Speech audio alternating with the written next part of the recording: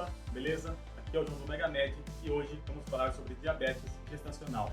Então, a definição de diabetes gestacional é quando uma gestante desenvolve diabetes sem possuir diabetes anterior à gestação.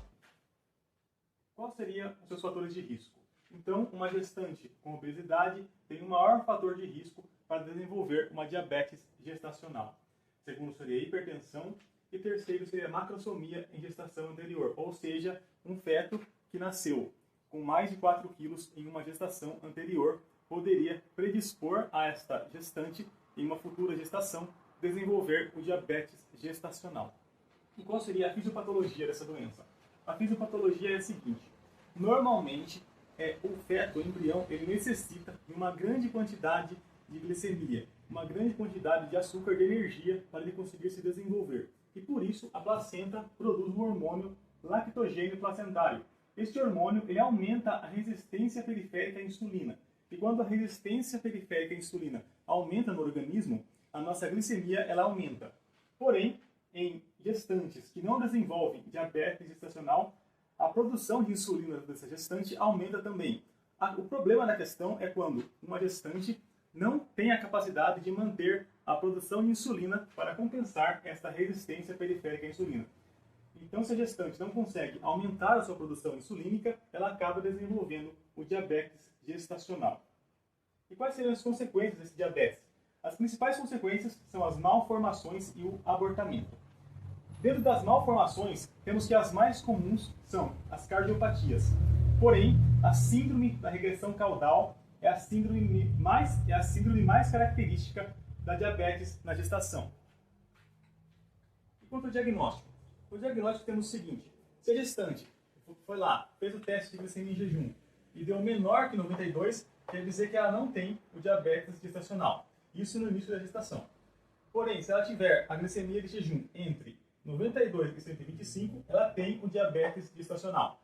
Porém, se a glicemia de jejum foi maior que 125, ela teria o overt diabetes, que significa que ela já tinha uma diabetes, porém não tinha sido diagnosticada ainda, mas porém ela já tinha esse diabetes antes da gestação. Agora vai o fluxo. Se ela tem o diabetes gestacional, já começa o tratamento. Se ela tem o overt diabetes, também se começa o tratamento.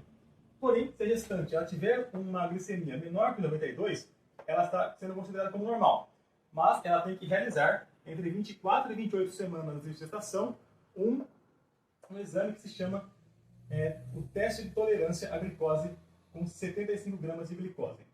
Se esse teste der menor que 92 em jejum, depois de 1 hora da ingestão desses 75 gramas de glicemia, menor ou igual a 180, e 2 horas depois do teste der menor ou igual a 153, ela não tem o diabetes.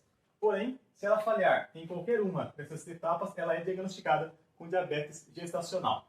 Então, se ela der mais que 92 em jejum, antes da glicose, antes de ingerir a glicose e fazer o teste, se der mais de 92, tem diabetes. Se depois de 1 hora der mais que 180 a glicemia dela, ela também tem diabetes. E se após a segunda hora der mais que 153, tem diabetes. Caso ela passe em todos os testes, ela não tem diabetes gestacional, ela está livre do diabetes gestacional. E qual seria o tratamento? O tratamento é o seguinte: dependendo do nível da glicemia, primeiramente o médico ele vai indicar um exercício físico e uma dieta mais equilibrada. Porém, se o exercício físico e a dieta equilibrada não foram suficientes, o médico então ele vai administrar insulina de acordo com as necessidades da paciente. Aí pode ser tanto a insulina regular quanto a insulina NPH.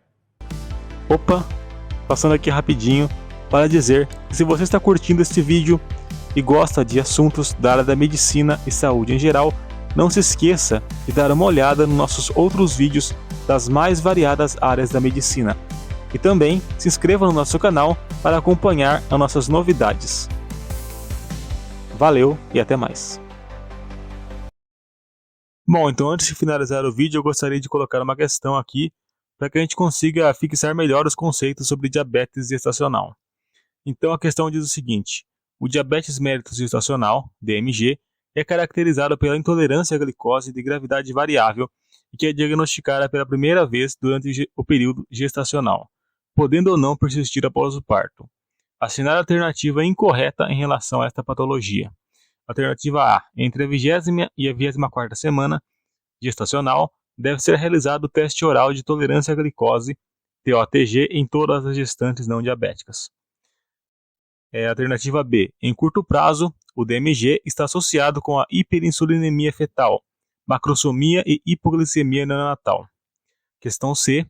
A prescrição dietética e de atividade física são as primeiras intervenções a serem realizadas de manejo do diabetes mellitus gestacional.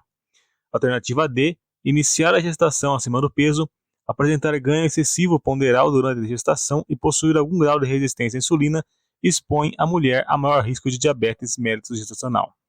E alternativa E. Em longo prazo, o diabetes mellitus gestacional está relacionado com aumento de risco de desenvolvimento de obesidade e doenças metabólicas, como o diabetes mellitus do tipo 2, tanto para a mãe quanto para a criança. Então vou dar alguns segundos para que você possa tentar responder.